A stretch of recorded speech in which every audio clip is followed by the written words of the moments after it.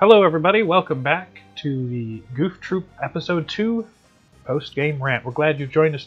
Well, hopefully you've joined us for an actual Goof Troop video, and we welcome you to the rant. Yeah, and if you are just stumbling on us, we'll put a link in the description to the Episode 2 video.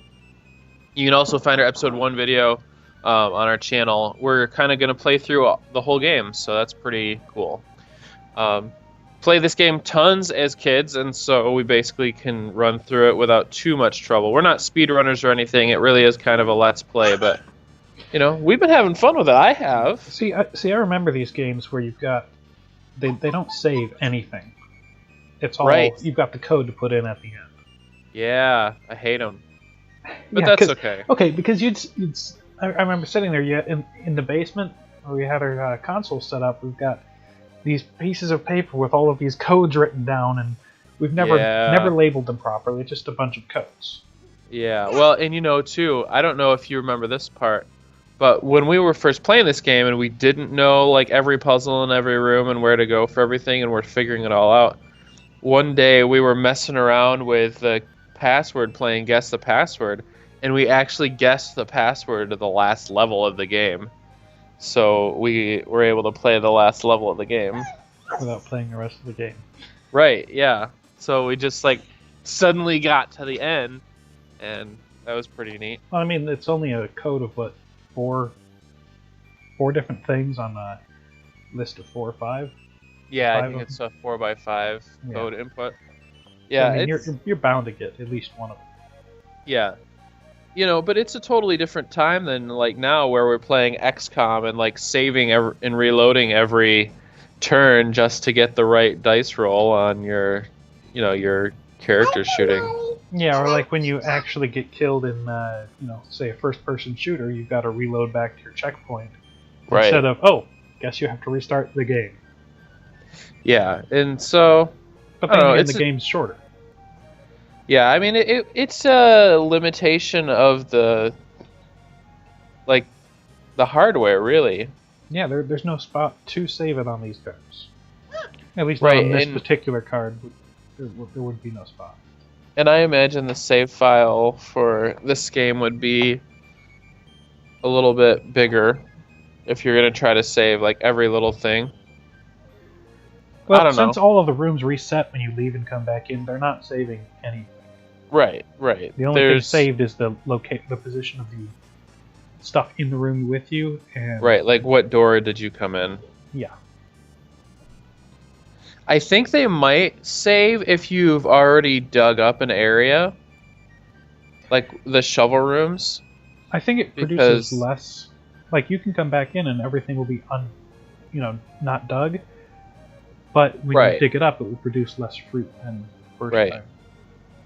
I remember that because my sister would go through and dig up the entire room, leave and come back and dig up the entire room like 3 times. I'm like, can you just get going? Right. Yeah, we did that too, for sure. But I certainly don't miss this style of saving. I codes. definitely prefer, like, the save state level of saving, which, you know, with ROMs for SNES you can do. I've been playing through Yoshi's Island with Packlet, which she is a huge fan of Yoshi's Island and talks about what color Yoshi we're going to play tonight and stuff like that. But with that, I save state all the way through that.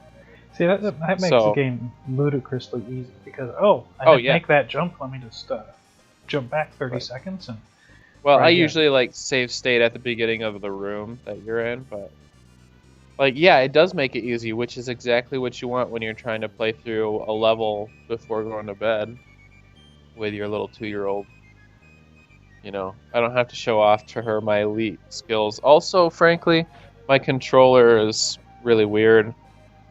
Because it's a PC controller, and it's not. I don't have the Xbox controller, and so, like, even though I don't understand the science. Maybe you would with the computer major, but apparently, direct input is better than X input.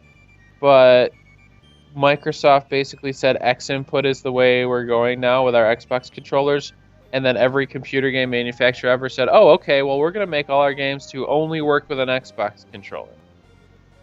Yeah, I had that problem with a couple of the Lego games, actually. And I had to install some software to make my computer believe that my PS4 controller was Xbox. Yeah, and like, I don't understand the science behind it well enough to know why they just that's the way to go, but it does make it frustrating when I try to use my controller that's not an Xbox controller, because I'll like get here and there a little lag or latency, or it'll eat an input. So I try to make this jump that I know I can make on the actual console, but the input gets eaten, and then Yoshi falls in the lava. Yeah, it's frustrating sometimes. Well, that's about all the time we've got. So we'll hope that you come back for the rest of the series and join us for the post-game rants as well. Yeah, and also if you got a game you'd like to see us do, leave a note in the comments. If you have played Goof Troop on the cartridge, we'd want to know about it. And so, let us know what's going down in your neck of the woods and what you think of the videos. All right, that's all I've got, Tubby. All right, see everyone later.